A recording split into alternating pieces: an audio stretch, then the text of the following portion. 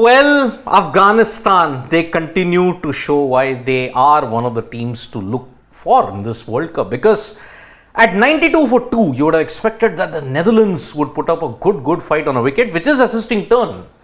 But the same Afghan quartet of spinners, Rashid, Mujib, Nabi, Noor, ensured that Netherlands had an epic collapse. 179 all out.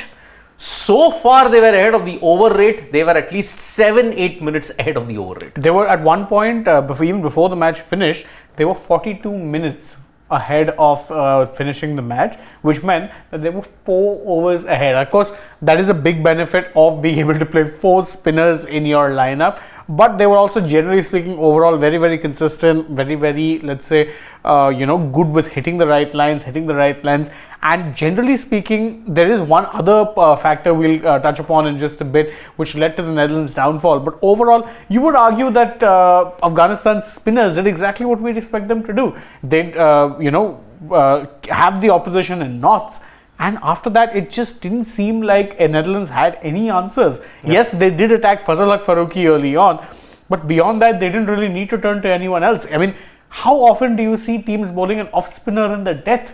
And that's exactly what was happening. You had Mohammad Nabi rolling his arm over at that point. Because that time, the Netherlands were already doomed. And remember, they made a good effort. Sorry, can we look at the scorecard yes, if it's up? Yes, we in fact can. Okay, so what has happened here is, from this point until Saib Sulfikar fell, Netherlands would not even gotten past 150. Yeah. But because the likes of Van der Merwe, Arjen Dutt and Paul van Meckeren held through, and Sybran Engelbrecht, they ensured that they would at least cross 150. Correct. But Mohammad Nabi, leading wicket taker with 3 wickets, Noor Ahmed with 2, Mujib with 1.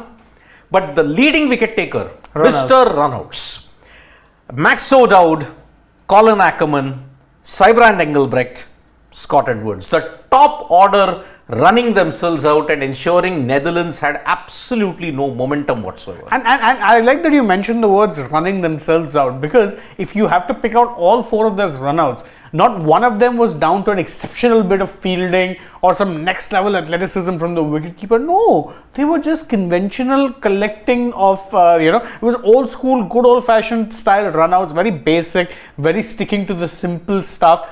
Because Netherlands were just running around like headless chickens at one point. I just didn't understand what some of the rationale was. Start, stop, and then charging off for the crease. There were no dives being put in, nothing. All Afghanistan had to do was collect, ensure there's no mistakes, hit the stumps, you're good to go. Yep. 4 runouts. And what also really harmed them, and we'll look over this in this next graphic, you can say, is the fall of wickets. Just look at that. From 92 for 4. 92 for 2 if you yeah, in fact 92 for 2, and they were 92 for 2, 179 all out.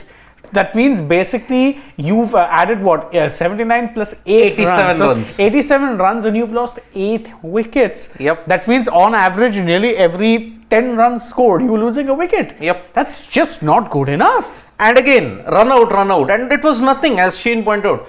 The batsman hit it too hard to the fielder. Yeah. Fielder knew the anticipation, okay, which end to throw, and Ikram Ali did the rest.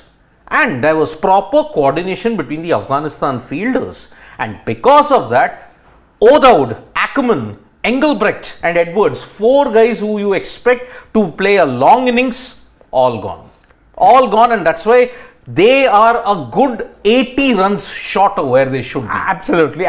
They needed anything close to the 240-50 mark to be able to defend, because again, this track isn't, it's not, let's say, the kind of rank turner that you'd expect, say, in India during a test series, but it definitely has enough grip to keep spinners interested, and even Netherlands know that. Is why they have 4 spinning options in their lineup. Yep. But 180, have you given your bowlers enough runs to defend? I really doubt. Yeah, because see, Netherlands, unless there is a Bangladesh-like style collapse, only then, remember, your Afghanistan top order, the key again is Rahmanullah Gurbaz. Of course. But the likes of Rahmat Shah, Hashmatullah Shahidi, they have been getting back-to-back 50s.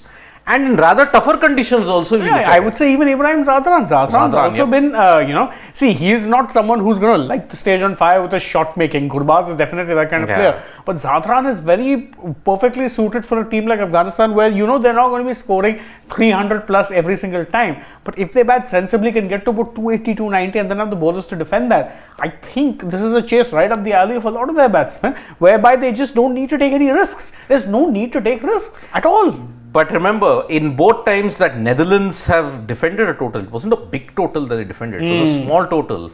The kind of recovery that they did against Bangladesh, Bangladesh's batters shot themselves in the foot. More often than not. Exactly, and that is why this time they might have pushed them closer to 180, but remember, this pitch is not easy for stroke making. If the ball becomes really soft, after that, stroke making becomes a whole lot difficult. That's why the likes of, you may say, Rahmanullah Gurbaz, that first 10 to 12 overs, they might look to be a little aggressive during that time, because during the middle overs, you're right, stroke making isn't very easy. There'll be a lot of spinners operating. You might look to just be a little cautious at that point in time. But I think another key will also be to ensure that they don't lose too many wickets. Again, in theory, you've got 50 overs to chase down 180. But I think they are kind of looking at the net run rate situation. I mean, look at Afghanistan's net run rate. It's bad. Minus 0.718. So now they are caught in a catch-22 situation. Should I go very quickly, supposing this chase this down in 25-30 overs, it will boost their net run rate. True. But if I am, say, 150 for 8 and I end up losing, because this pitch, I mean, look at is it any coincidence? 73, 11.3 overs, they're going at well over 6.6, 92, 5. After that, run scoring became progressively difficult. Yeah, but I think if I'm Afghanistan, I am saying, you know what? I am not going to be focused on this number. Yes, I know, not looking ideal, but let's see how many teams are there right now that can actually make it to 12. New Zealand and Australia. That's 8. And potentially one of these teams is not making it if Afghanistan make it to 12. Yeah, they are. Okay, because only Australia will not get to 12 then. Yeah, because in that case, Afghanistan would actually only be competing with Pakistan. With New Zealand. New Zealand. Pakistan can't get to 12. No, I mean, if Australia lose to Afghanistan, then they can only get to 10 as well. If they lose to England as well. Exactly. So if I'm Afghanistan, I say, you know what?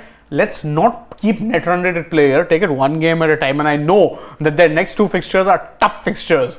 But even if you can eke out a win against the likes of South Africa and Australia and do the same against Netherlands, how does it matter what your net run rate is? You'll get to 12.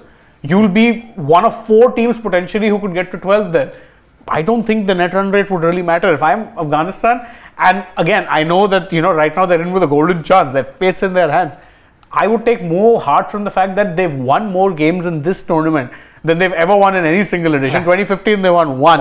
2019 they won nothing. And this year they've got 3 with a chance of making it 4. Baby steps, I say, look to get that 4th win. Take it from there. If I can eke out results against the likes of Australia and South Africa, got 12 points in the bag. I'd rather look at that rather than think of, net run rate. Look for points. Look for points, fine. But then imagine you're stuck on 10. Maybe one more team can get stuck on 10 for the 4th spot. And they miss out on the net run rate. I still think that's an overachievement for Afghanistan. No one was giving them that much of a chance. Everyone thought they'd be everyone thought they'd be around the 6, 7, 8 spot, which is where they are. But when we thought 6, 7, 8, they thought maybe you'll get a couple of wins here or there. Because, you might get some turning conditions. But they've got 3. They get 4 wins. 4 wins. Before this, they only had 1. That means you basically quadrupled the number of wins you've got at this point. It's an achievement. You know what will hurt Afghanistan the most? I mean, sure, they might want to go for the win and improve their net run rate because, see, at the end of the day, for the 4th and the 3rd spot, you may look at the net run rate factor. You know what will Afghanistan rue the most? Their opening game loss to Bangladesh. Actually, yes. Because if they had actually beaten Bangladesh, then there wouldn't have been so much pressure on the Australia-South Africa matches. They could have afforded to lose at least one of those. Them. Yes. If that was the case, they would have currently on 8. They could have gone to 10. They could have been on 3rd position. Exactly. Comfortably in 3rd. Imagine, that was the nature of the loss. How could they have lost to a Bangladesh team who became the first to get eliminated from the who by the way, that was their only win. Only win. So that's the thing. That's the situation. That'll hurt them for sure. But it does also show you that in the right conditions, they've made plenty of progress as a team. So if I'm them, I'm thinking, you know what, don't look at the net run rate. Early on, first 8-9 overs, take your chances when they come. Thereafter, settle down and be like, look, we need to play smart, get the win. Because again, these aren't easy conditions. Yeah, right. I don't think you can go T20 like over here and look to get runs at a very quick clip. Because I don't look, think so. if you look at Netherlands' bowling lineup, they'll open with Van Meekeren. Yeah. And to probably, it's a risk there also, risk and an advantage. Aryan Dutt in the previous game against Bangladesh, he bowled really, really well. And he has bowled in the power plays more often than not. So, Van Meekeren and if you look at it, Aryan Dutt, those two, Dutt in particular, will get a lot of grip on this wicket as well. If Rahmanullah Gurbaz goes, then I think Afghanistan are just playing for the points. Net run rate maybe from minus 0.7, if they chase it in 35 overs or 40 overs, it can come to minus 0.5. Maybe. Because again, I'm not really, these calculations get my goat. So exactly. So that's why it's a catch-22. I would say this is a golden chance for Afghanistan. Why? Because you're not going to get these many opportunities against Australia or a South Africa. True, but I also say go for the points. Here you have to play safety first. Because if they get to 12, then net run rate isn't in the equation.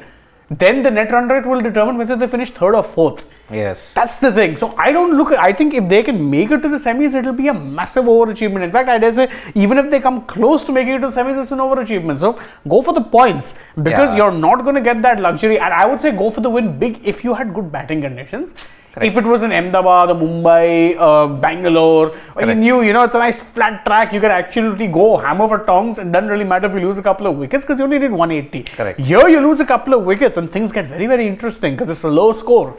Because remember, tomorrow, if Afghanistan win today, tomorrow then if New Zealand beat Pakistan, then Pakistan are done. Game over. If Australia beat England, game over. For England also. Because they cannot get to 8 points as well. They'll only get to 6 if they lose tomorrow. So then it becomes a straight shootout between New Zealand and Afghanistan for the 4th spot. Correct. If that happens tomorrow, because New Zealand, if they win tomorrow, but then they lose to Sri Lanka, then Afghanistan will sniff a chance.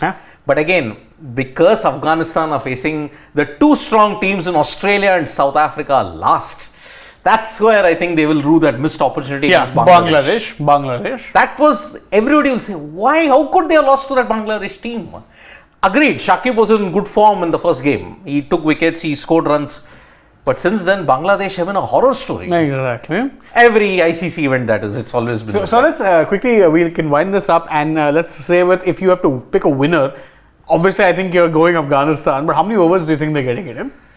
Well, I would want them to go for the net run rate. I would say 30 overs, they should ideally get it in 30 overs. But I think with the nature of this wicket and under lights, which could grip a bit more, I think there is no dew in Lucknow. I don't think there is that much of dew.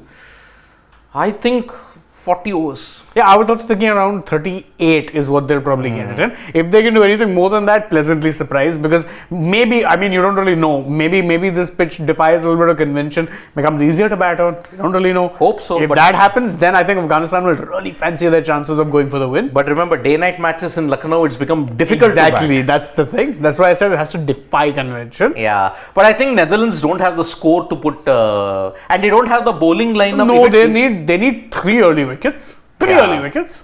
Only way. Hopefully 4. Because why? I'll tell you why. There are 3 very good consolidators in that middle order. You've got Ibrahim Sadran, you've got Rahmat Shah, and then you've got Hashmatullah Shahidi. Exactly. The middle, if you look at the lower middle order, they haven't been tested that much. And whenever they have been tested, they've not really done much. Exactly. So 4, Gurbaz, Rahmat Shah, Hashmatullah Shahidi, and you may say Ibrahim Sadran. Those 4. Those 4.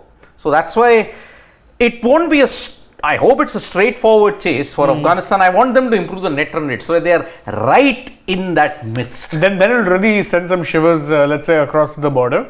It will. Because if Pakistan lose tomorrow, curtains, game over for them. They can only get to 8, but provided Australia lose all their 3 games. Yeah, so that's unlikely. That's a bit unlikely. You're not Australia technically, for logical reasons, they aren't losing to a Bangladesh unit that is so demoralized at this point. Yeah. No. And Afghanistan in Mumbai, that condition. They'd definitely be favourites. Yeah, so that's why. Well, the chase might begin in a short while. I'm still sticking with Afghanistan winning. Same. But how many overs? That will be the key. That'll be the real question. So let's see, can Afghanistan get to a positive net run rate? Minus 0.7. But for that, they'll have to do it in 25 overs, I have a feeling, which is not happening. Or make it a T20 style, chase down 180 in 20 overs. No. Then it's not happening. No, it's not happening. That's the thing. So let's see how can they improve their net run rate, or can the men in orange pull off something spectacular out of the hat? It'll be the most upset win they've had, and I know they've beaten South Africa, but 180 if they can defend, no man alive. Yeah, there'll be I think the lowest total successfully defended in this World Cup. Yes. Yep. Yes, it will be, because this is the lowest total that Afghanistan have bowled an opposition out in this World Cup, by the way. So kudos to their bowling effort. Noor, Mohammad Nabi, and you may say Mujib. Rashid again was played out 10 overs for 31, but it's all up to the batters now. Ibrahim Zadran, Gurbaz, Hashmatullah Shahidi, and we have to say Rahmat Shah. These four. So let's see. From me and Shane, it's bye-bye. We'll be back for more updates. Dugout is at 7 p.m. Join us for that, and we'll be giving you a lot more updates as well, including the qualifying scenarios as well. Absolutely. Bye-bye.